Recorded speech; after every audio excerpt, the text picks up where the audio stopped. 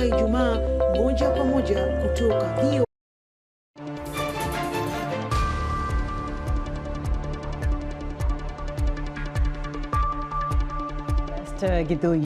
It's Thursday, August 31st. This is Africa 54.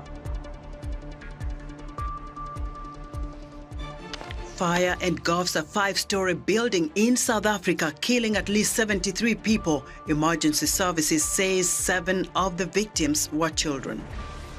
The chief of the military's Republican Guard takes control in Gabon after being unanimously designated president of the Committee for the Transition and Restoration of Institutions. And Hurricane Idalia roars ashore, lashing the southeastern United States, leaving a trail of flooding and devastation. Now downgraded to a tropical storm, Idalia is barreling across several states toward the Atlantic Ocean. All this and much more coming up on today's Africa 54.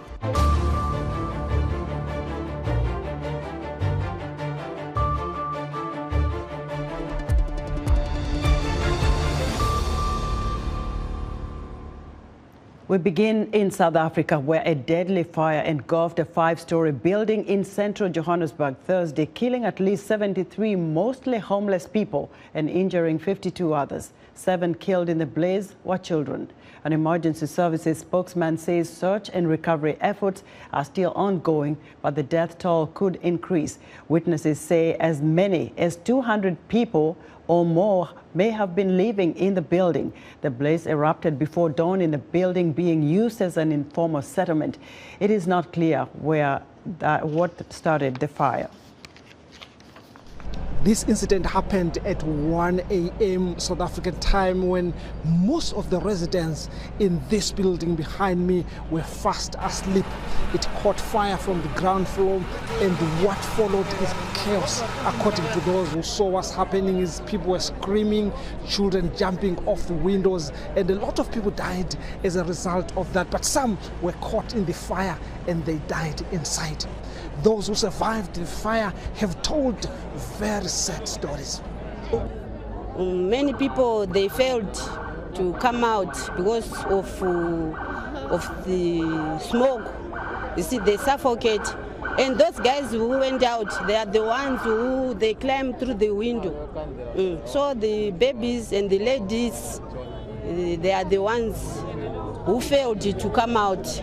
We were trying to come out, but others, they didn't come out because of that fire was coming down from down to up. That affects many people. Some people, they were trying to jump by the windows. That is why they died. Others, they are injured. They are at hospital. Authorities are saying this is an abandoned building, meaning it is illegal for these people to be staying here, but it's not sure how they were allowed in the first place to stay here. This building was hijacked. I reported this to the city. One of the investigators from Jivas came. In fact, we met him here with one of the sector police. Police could confirm that there's a lot of illegal foreigners that stays in this building. We have activated our disaster management officials who will start facilitating, relief for affected residents. We have got our other city stakeholders, our chaplaincy service, who are busy now conducting some trauma counseling to affected, residents who have lost their loved ones here. Tuso Kumano for VOA News in Johannesburg. Gabon's chief of the Republican Guard is the country's new leader after President Ali Bongo was ousted by the military in a coup. Bongo and his immediate family are now under house arrest. VOA's Paul Ndiho has more. Brice Colitel Oligui Nguema appears to be the new leader of Gabon after being unanimously designated president of the Committee for the Transition and Restoration of Institutions by the military junta.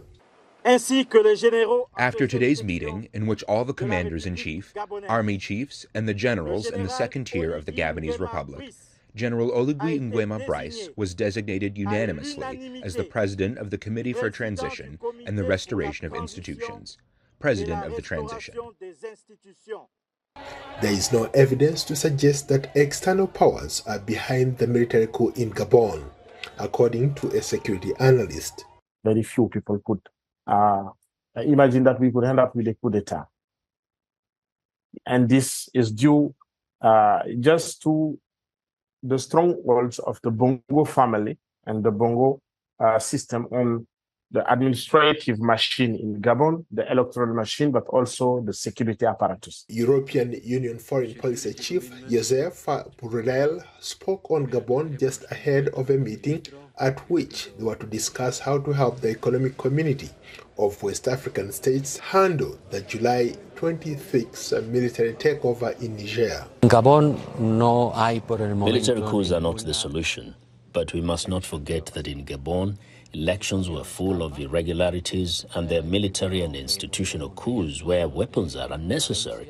But if I cheat in the election to achieve power, that is also an irregular way to achieve power. The United Nations Secretary General Antonio Guterres is condemning the coup through his spokesperson. Secretary General reaffirms his strong opposition to military coups.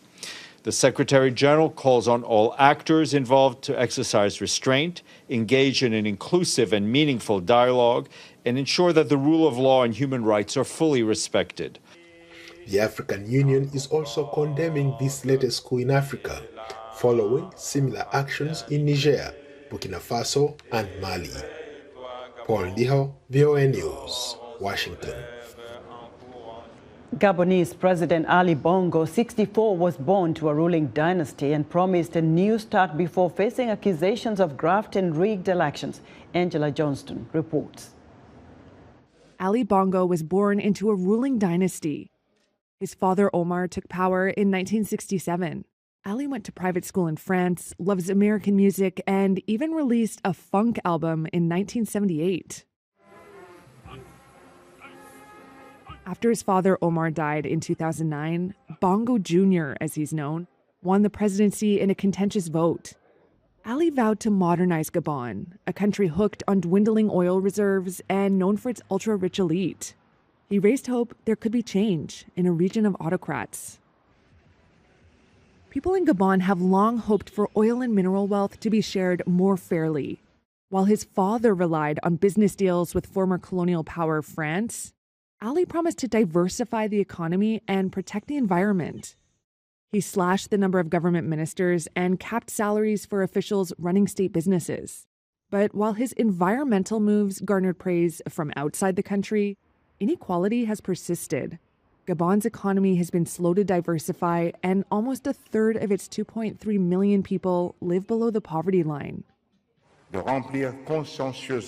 Opponents accused him of rigging the 2016 vote and brutally quelling protests. After the election, I consider myself to be president of all Gabonese. We'll try to bring everybody together. Rioters burned parliament, and police responded by killing protesters.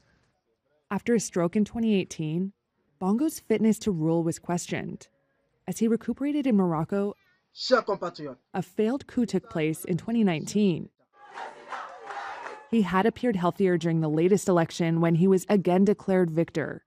Forces de défense et de sécurité. That is, until military officers stepped in. That was Angela Johnston of Reuters reporting. For a reaction into the recent coup in Gabon and how Gabonese citizens are feeling about the Bongo family's ouster, VOA's Antonella Bruto spoke to Françoise Ngoge, a local civic candidate and political secretary of the International Relationships for the 7MP party. During election, we were observing a lot of flux, a lot of problems. The late period for election, period for the vote, the non-respect of electoral code, the non-respect about communication of every candidate, because myself, I was a candidate for mayor places. A lot of things were observed, and it was very sad. It was very sad because this year is a sensitive year, is a year that Gabonese people were expecting to a new thing, transition. And what people can ask today, what Gabonese people expect today, we expect a new Gabon. we are not in war against somebody. We are not in war against a political party. We are in war against a manner to do things. We are in war against the last or the old manner to do things. Army forces, yes, I'm coming, are just taking the power for what? For that people knew that in Gabon we are able to respect the right. We are able to respect the law. And they are taking the power, they are taking this opportunity to restore institution. That is here, what is happening now. And about Gabonese, we are expecting a new way, a new reign. New reign in what? In respecting law, in respecting rights, human rights, in respecting the right to say something, the right to work, the right to travel, the right to do something for our Gabon. That was Françoise Ngoge, political secretary of Gabonese 7 MP party, speaking to VOA's Anthony Labruto. Now for more perspective on Gabon's coup and its implications on the region, I'm joined live via Skype from Ankara, Turkey by Ovigwe Egwegu, an African policy analyst at the development Reimagined. Mr. Egwegu, welcome to Africa 54. Thank you. First of all, let's look at who is General Brice Clotaire Oligui Nguema and what changes is he likely to bring in Gabon? Yeah, first of all, if I could sum up the events we're seeing in Gabon, I think this is a textbook definition of a palace coup, because General Nguema is a sworn protector of the president he just deposed. He swore to his father that he will protect Ali Bongo, and what we're seeing years later is a betrayal of that trust, as it were. So I think this is something that needs to be emphasized.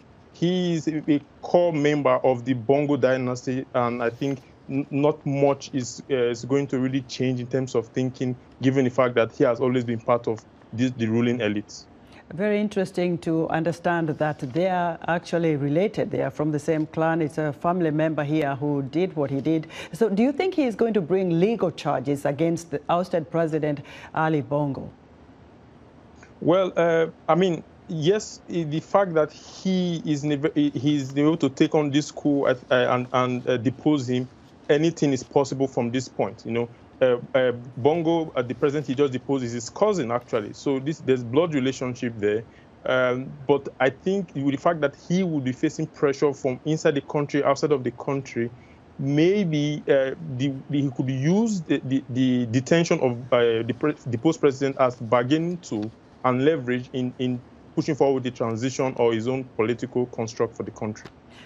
Now, with the coups happening in West Africa, we saw that in Mali, Burkina Faso, Niger, now Gabon. Do you think that this might spread to the rest of the continent? And should African leaders be on their guard right now? Yeah, this is the 8th coup in Africa since 2020. So there's really been a wave of coups, sweeping from Mali to Niger in the Sahel, even Sudan as well, and now in Gabon. Something really is going on the continent. For Gabon in particular, I think it's particularly interesting because people are frustrated with the electoral process. There was more support for the coup than even the election. So if you can't change, if you make peaceful change impossible, you make violent change inevitable. And countries like Cameroon with long-term leaders, he's been there for 41 years, President Paul Biya, they should also be concerned because this is something that many young Africans are seen as a way to topple old and stale regimes. Thank you very much. We hope to have you again on Africa 54. Ovigwe Egwegu is an African policy analyst at Development Reimagined. Now, allegations of crimes against humanity continue to surface from Western Darfur. In one refugee camp on Chad's border with Sudan, VOA spoke to widows who claim ethnic militias are targeting men for ethnic cleansing. Hundreds of thousands have fled in recent weeks from Sudan's Darfur region to this refugee site in the Chadian border town of Adre. Women and children are here in great numbers, but the relative absence of men is striking.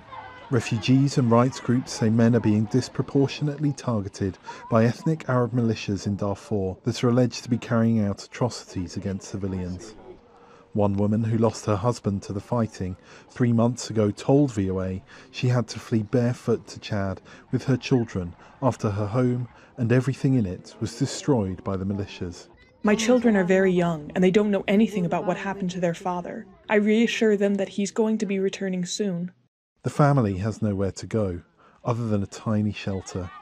At this water collection point, in less than 5 minutes of speaking to various women, 8 came forward to say they had been widowed by the fighting in recent weeks. Gamra Adam Jem now sells vegetables to make ends meet and says life without her husband is difficult. They killed my husband. We were sitting together and they just killed him, shooting him in the head.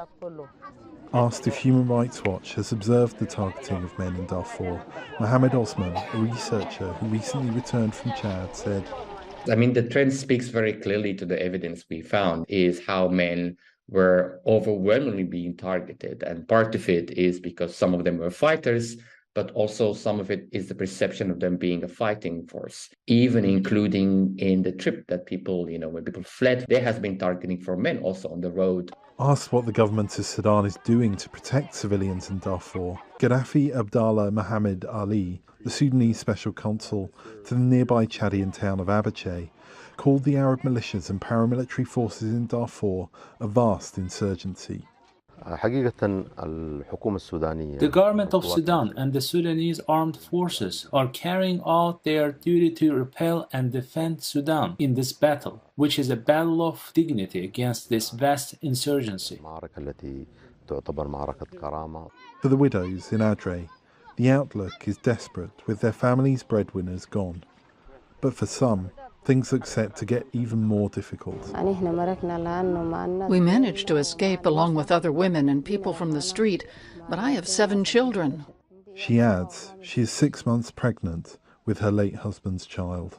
Henry Wilkins, VOA News, Adre, Chad. Uganda is known as the Pearl of Africa, but in recent days, the treatment of people who identify as LGBTQ are living in fear of facing the death penalty under Uganda's anti-homosexuality law. For more on Ugandan issues, I'm joined by Dalton Kawesa, a television news producer with our affiliate station NBS in Uganda. Dalton, welcome to Africa 54. Thank you so much. Well, glad to have you here. We talk remotely on NBS Live, but now let's face this question. Where do things stand when it comes to the LGBT community, given the fact that Uganda did issue a death penalty for anybody involved in homosexuality? Quite honest, when you look at the background of this law, note that we did not have a law in existence. We had the Penal Code Act that outlawed what they called unusual, unnatural sex. So while the law exists, it's very hard to enforce. There is no single case in police where they have arrested people to be engaged in homosexuality. That's why many people from another school of thought said it was the passing of the law was just more ornamental than functional, because where do you implement it? It's very hard to go and say and see what is happening in the bedroom of people. Maybe the law will touch maybe media houses that are seen to be promoting it, but also it's hard to tell whether this is promotion or otherwise or sensitization. That has always been our point of argument for us from the media fraternity. The greatest fear out of it is will this law be used as a political tool, especially when it comes to NGOs, non-government organizations that do their political activations and governance issues? That are the crust of this law, but as it appears, it is on the law shelves, but how are you going to enforce it? Well, let's shift gears now to the work you do, the media in Uganda. I know you faced some couple of challenges here and there, but again, we call Uganda the Pearl of Africa. Yes. What is happening in the Pearl of Africa? What are the kind of businesses, what kind of news do people want to hear, and how do they leverage that, use that to make Uganda what it is called? Well, with the fraud that was caused by the LGBT law and the World Bank response, I think Uganda and the systems are pitching somewhere else. There's a new pitch in order to achieve economic growth, given that the World Bank that heavily finances many of the major projects, infrastructure, name it, has said we're not giving you aid, or we're not giving you loans to run your government. So Uganda, I think people in the leadership are pitching somewhere else. You've seen the trade hub that was opened in Belgrade by President Museveni and his counterpart. And when you look at, for instance, the economy of Serbia and Uganda, they complement each other. It means that what Serbia cannot produce, Uganda produces. Right. I can give you an example that you cannot grow a single banana in Serbia and coffee. But in Uganda, this is what we do. I think pitching somewhere else is a fresh breath amidst these all sanctions that we have that are coming down because of the law that was passed. Dalton, you are very good at that stuff. I wish we had more time, but I have to say goodbye. We can talk behind the scenes. Sure. Dalton Kawesa is a television news producer with our affiliate station NBS in Kampala, Uganda. Still to come, the U.S. opens new migrant processing centers in Latin America. We'll be right back.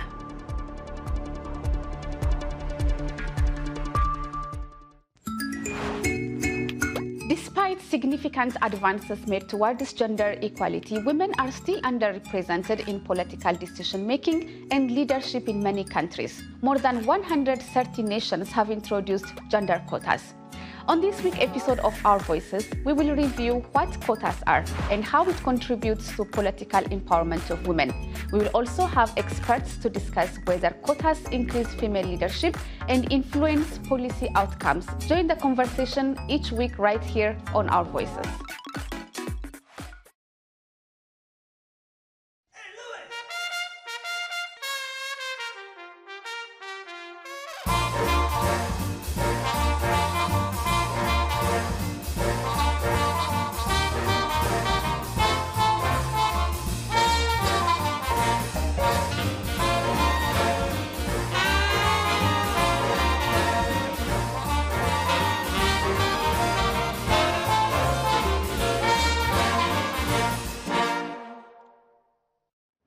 In other news, at least 10 people were killed in Eastern Democratic Republic of Congo after soldiers on Wednesday attempted to stop a religious sect's planned anti-United Nations protest.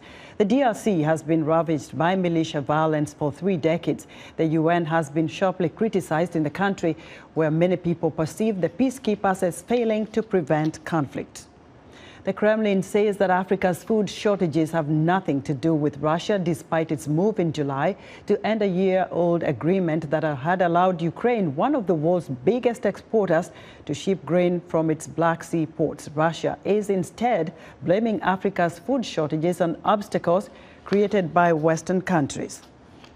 And 2 Ugandan men are the first people who may face the death penalty under new anti-homosexuality law that was signed in May by President Yoweri Museveni. Prosecutors are accusing one man of performing a sexual act with a minor child aged 12. The second man allegedly performed an unlawful act with a 41-year-old man. Both men are being charged with aggravated homosexuality.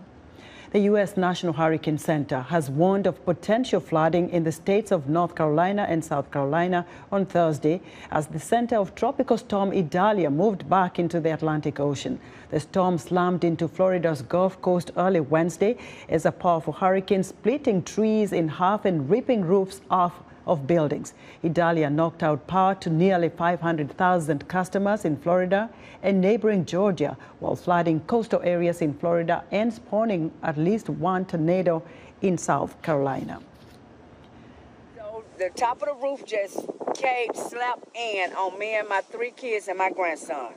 My daughter is pregnant. She's 5 months pregnant, so she was laying on the side of the bed where the roof was coming in, and it fell on her, but I was able to pull her out of it. Authorities reported at least 2 people were killed in weather-related car crashes in Florida, while Georgia reported 1 death related to the storm. The forecast path for Idalia Thursday could take it to Bermuda, still at tropical storm strength sometime around Sunday. On Wednesday, Bermuda was dealing with rains from another storm, Hurricane Franklin. The U.S. has opened new migrant processing centers in Latin America as part of the Biden administration strategy to prevent people from making the dangerous trek north to the U.S.-Mexico border. Austin Landis has the details. When Ninfa Ramos and her children left Venezuela for Colombia 5 years ago, her adult children found work and the family found legal status and a long-term home here in Medellin, Colombia.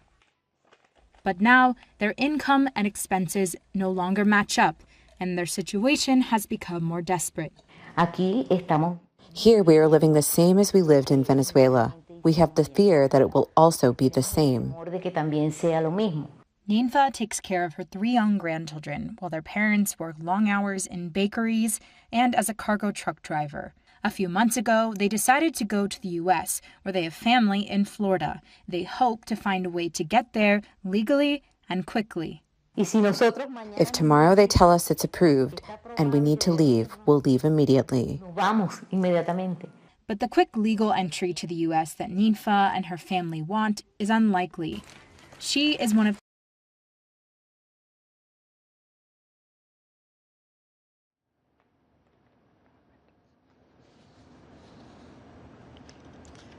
Well, we have a technical issue right there, and we're sorry about that. That report was done with support from the Fund for Investigative Journalism. And we'll have to wrap it there.